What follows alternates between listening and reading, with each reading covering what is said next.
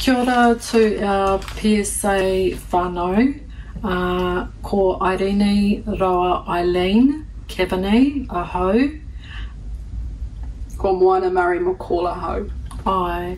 So, Moana and I would like this to be a korero with you all, and we're going to start this hui with a karakia. So, what say we do whakataka te hau? For those of you that aren't familiar with this karakia, though I'm sure that many of you are, it essentially is about the winds blowing through and refreshing things, and you know that's important, and it's in line with Matariki as well, which has just risen, and it's the new Māori New Year. So whakataka te hau ki te uru, whakataka te hau ki te tonga, kia mā kina kina ki uta, kia mā taratara ki tai. E hia ki ana te atakura, he tio, he huka, he hauhu, ti he mauri ora. Kia ora, kia ora. So just to give you all, to sort of ground us, I whakapapa to iwi in Titai Ihu, which is at the top of Te Wai Pounamu, ko rangi tāne o Wairau, roa Ngāti Kuia, roa Ngāti Rārua tōku iwi, and Moana. So I whakapapa on my papa's side, right up to Kaitaia, so that's the Ngāti Kuri up that way. We're the ones that like to stand on flags and spit at governor generals, or the Murrays up that way. And then also my mother is from the Kapungunu side, ki Heretaunga Hastings, so my hapu there is Ngāti Hinumanu. Oh, kia ora. Kia ora, kia ora whānau. So also while we're having this hui, I'm actually doing some rāranga here. So this is a kupenga necklace that I'm weaving, and this looks very much like the Milky Way, and I suppose this links to section 7AA of our legislation, the Oranga Tamariki Act, and about having different outcomes for whānau and tamariki Māori. And I wanted to do some rāranga in this hui because it is essentially toi Māori. This goes back to what our tūpuna did, and it's an intrinsic part of our whakapapa. And so to have, if you can do rāranga or you're interested in learning rāranga, there are lots of courses available, but it brings to the hui a particular rhythm and a gentleness, and I have used it, for example, during a child access. I was able to weave a kupenga for the mama, and at the end of the access to gift her this tonga. Also I've used it in being able to koha to our colleagues, or koha to, for example, the whakawhanaunatanga we're having with our beautiful local iwi Te Atiawa. It was lovely using the rāranga to acknowledge the wānanga that they'd given our site on cultural competency, and to koha them.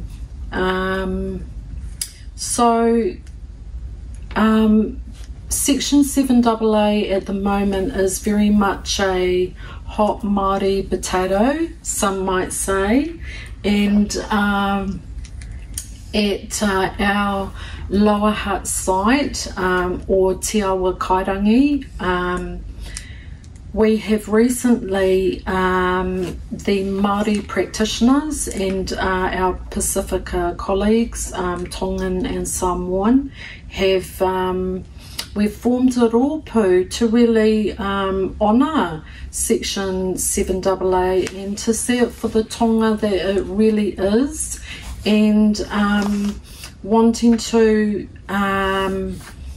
really do justice to our tamariki and whānau, and to use Section 7AA to really make differences at the front line, and that be our kaupapa.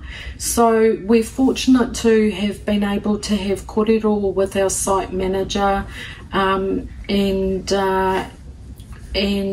he's very there's real manaaki from him around this, and an acknowledgement that Oranga Tamariki has responsibilities and are accountable.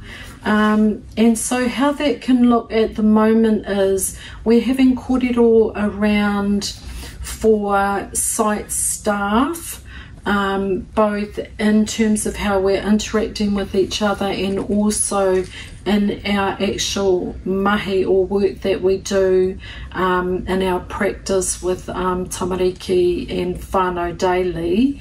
We're also looking at how that links in with our partners, and for example that can be our iwi partners, it can be with our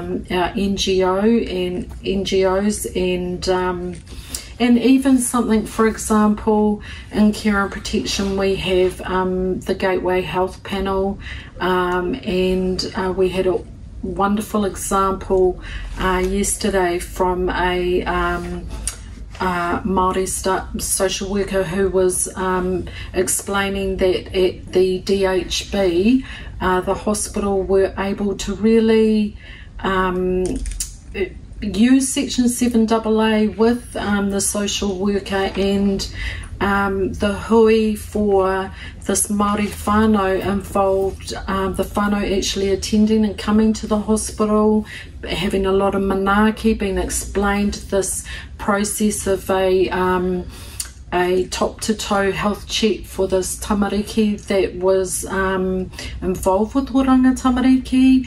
And so it was really culturally appropriate, and it sort of was manaaki for the whānau while their tamariki was going through this process. And I suppose it's essentially what Section 7AA is about, is take off our Western lens and put on a kaupapa Māori lens. And if you're not Māori, then you could be thinking to yourself, you know, in terms of what Oranga Tamariki has, the Māori framework that we refer to also in our practice standards, and also in our values, like it's something as essential as we recognise that oranga is a journey, that the mana of the whānau is very important. An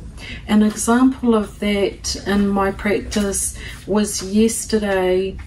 I had a hui with a mama. In this hui, what I thought was really important was the tone of my voice, doing karakia with her, acknowledging this mother's passion for tikanga Māori, and perhaps her own disconnection from te reo. And I too am on a journey with te reo, like many of our Māori and tau iwi colleagues.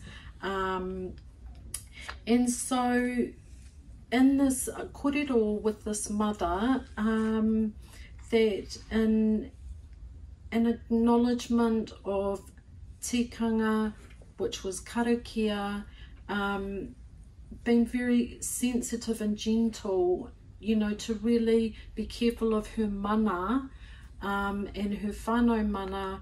And, you know, the korero, I think, because of the whakawhanaunatanga, the relationship building that I had been doing with this mama, who would often come into our site and would be yelling at the top of her voice or be quite aggressive. It was a really beneficial hui for her and I yesterday, both of us, and I felt that she was respected, her mana was, she understood our process, and I like to think that she felt that she had some manaaki within this quite complex whānau situation that she has with us. Kia ora. I'd like to tautoko what Eileen has said, because in my experience working with families, new families to Oranga Tamariki, and also families that are returning, where we've intervened in their lives along the way, you know, over a number of decades, and really it's all about respect. How you engage with someone, how you engage with a tamariki and their whānau, that defines the outcome that you will have for that child and that whānau. If you engage in a respectful way, in a culturally responsive way, you'll get a different outcome to someone who isn't, you know, practicing with, you know, with a kaupapa Māori view. And I think a lot of practitioners have also come across that. So with 7AA, as Eileen mentioned, we've just started up at Opu at our site. The main reason for that is because we felt that there was a deficit in the information that was coming out as to how you apply that in a practical sense, how you apply that to practice. And so we thought, you know, we got together, some of us were already practicing in that way. You know, and if you are Māori, you probably tend to practice in that way because you've been brought up in that environment. So we're there to awhi each other, and also to awhi other staff who aren't Māori, because they also represent Oranga Tamariki. They're also working with our tamariki and our whānau. And they're part of our whānau. Yeah, and so we want to support, you know, our colleagues as well, so that we can all move forward and we can get the best outcomes for our tamariki and whānau, because that's what it's all about at the end of the day. So, you know, with our site, we did talk about today, some staff were keen to learn te reo as a first step, and them, you know, practicing and honouring Section 7AA. So there was some dialogue around that, and it was thought that maybe if we could get, say, 22 people, that we could have the, you know, Te Wānanga, our local site, kaiako, come out to teach us on site. Right. So that's something that we're going to be pursuing. Some of us are at different levels, of course, but at whatever level you start at least that's some indication to us that that's your commitment, you're starting on that road. And we think that our site manager will be receptive to it, because he's learning te reo himself. And I hope that gets rolled out to other sites, because not only does that come with the reo, but it also comes with the knowledge behind it, the reason for why Māori do things the way they, you know, why they do things the way they do. So I think some understanding there would also help with your engagement with whānau. And also, for non-Māori practitioners, also a step in the right direction to you starting to build that Māori view as well. And at a site level, just use your resources. You know, some sites will have Māori staff, some sites will have Pacific Island staff, Indian staff.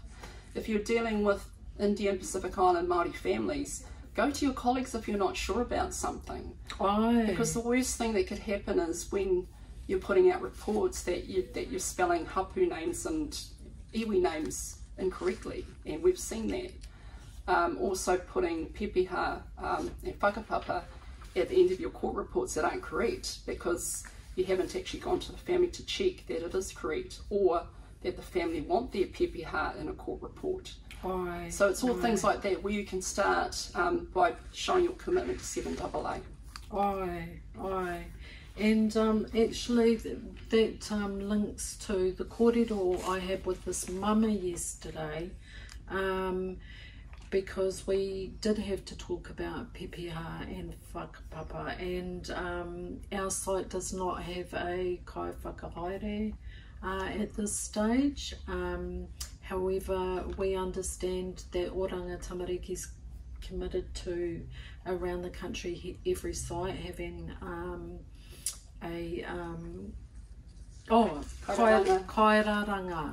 kairaranga, and so I think it's important to be sensitive when you talk to whānau about PPR and whakapapa, and don't treat it just like tau iwi genealogy, because that's not what it is. It's colonisation has really impacted whakapapa, and there's a lot of disconnection. So just being sensitive to that. But back to our rōpū, I was thinking what we're seeing in that space is, one, we're very interested in knowing about other sites around the country who already have a Māori team that's working, and we'd really like to understand your process for being able to achieve that at your site, and perhaps linking with you. Connection to other Māori teams, also to encourage other sites, if you think that this would be of value for your tamariki, your whānau that you work with, and also for your site, then have a korero with your site manager and or with your regional manager, and or your kairaranga on site. And it's been so interesting to see what is coming out from that specific rōpū hui. For example, we can have a lens across practice, and suggestions have been, we're looking at having group cultural peer supervision, and inviting key, perhaps iwi or church, or just cultural expertise from professionals that could really assist in our cultural supervision, and also doing it for each other. And we're asking ourselves at the moment, we have a gateway review panel, we have a care panel and care and protection. What about the possibility of a cultural panel? And that would link to section 7AA, and having a lens over a Māori lens over these very important stages, and that might be able to really tautoko our staff and our whānau and tamariki. Just extending on that, having a cultural panel will go a long way, because I've heard from colleagues that some of the judges have basically said go back to the drawing board because there's no cultural input in your report. It's missing that cultural space. And also in that space, courts have advised that if you're waiting for a cultural report to be done, that could take up to a year. So just imagine that for a child who has to stay an extra year with a caregiver or a non-kin caregiver until that cultural report has been completed. So I think sites can be proactive in either establishing a cultural panel with all the experts that we have, that we engage with daily in the community, at site, within the organisation. Also a lot of, we have academic staff that we could also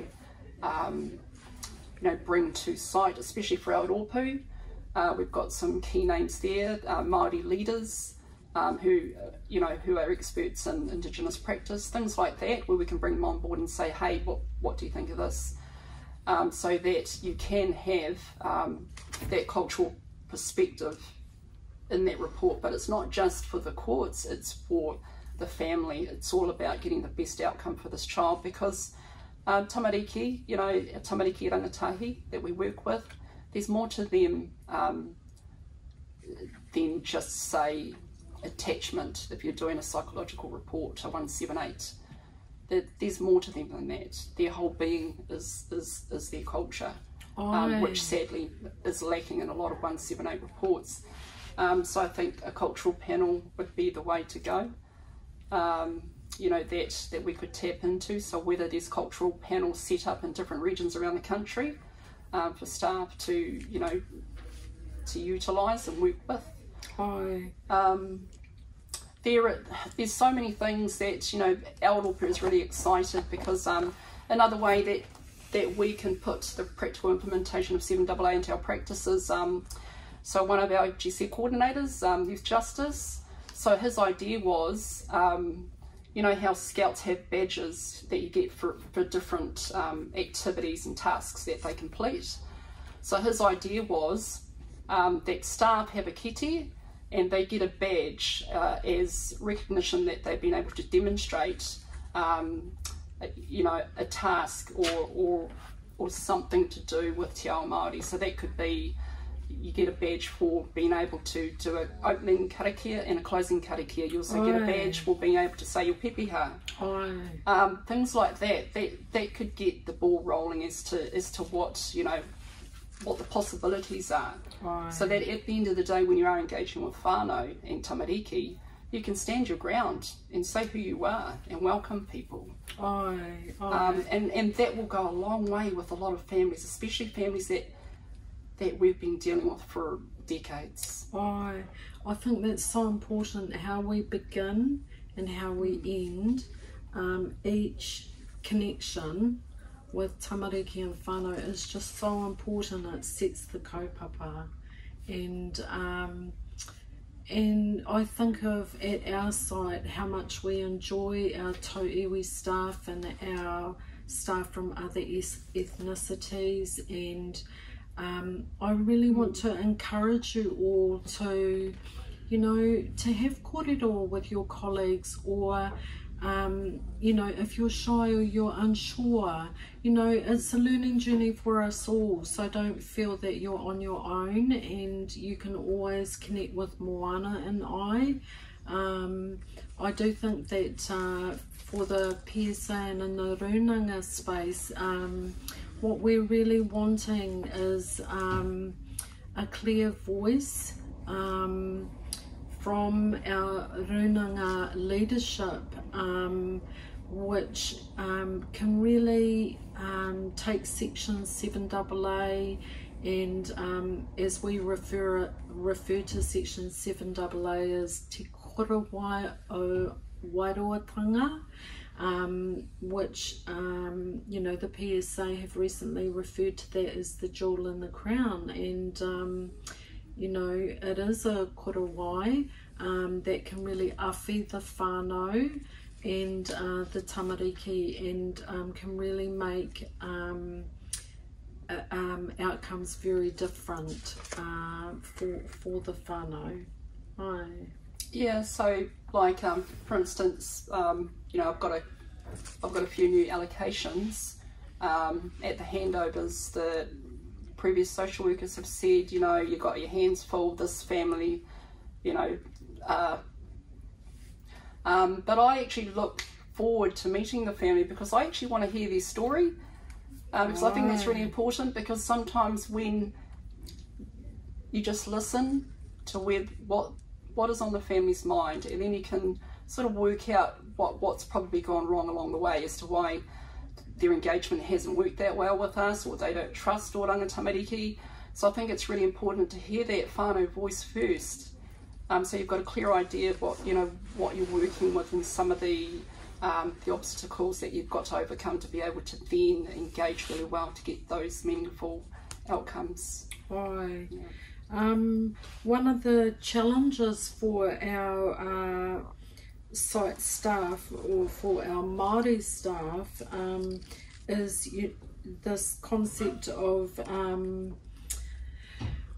we've been referred to as culturally, we're being dotted around the teams, so there's a good mix, and you know, so we're having korero within our rōpū about can Māori and Pacifica staff work specifically at this stage in the intervention space with solely with Māori whānau and Pacifica whānau, and what does that look like, and who would benefit from that? And we believe that it's going to be tamariki and whānau and kāinga that are going to benefit from that. So we're continuing to have a korero in that space. Yeah, and also what was very interesting in our hui yesterday was we talked about languaging and being very aware of you know, around having sensitivity to, you know, to having conversations around ethnicity and culture, and just being aware of that, and sort of being able to reflect on what language am I using with around my colleagues or with whānau, and can I do that in a different way? And can I have conversations with others if I'm not sure in that space? I think probably a major challenge in the 7AA space is staff that have been with the organisation for a long time, which includes, you know, supervisors as well, practice leaders, who have all, you know, worked under a different lens. And with 7AA coming in last year, you know, this is really the time for practitioners who have been used to practicing it in a certain way, to sort of step back and have a look to see, am I practicing now in a culturally responsive way, given that we now have 7AA? And if you're not, then maybe, you know, it's time that you were able to rethink about your future practice and take on board some of what we're talking about today. I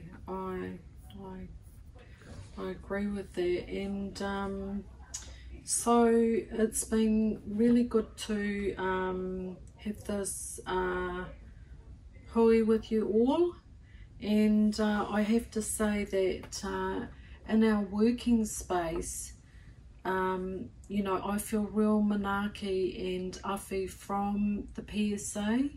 I think for myself, and I've seen with my colleagues, whether it's assistance with, you know, anything from learning and development through to HR support, through to, I actually think the PSA can really assist staff in developing themselves, perhaps in a way that, you know, you mightn't have even thought about, but through that solidarity, through that big whānau rōpū, that you know, you can experience that, and that's been my experience, and I actually feel like the manaaki from the PSA allows me to manaaki our PSA colleagues, and I also feel that it encourages me to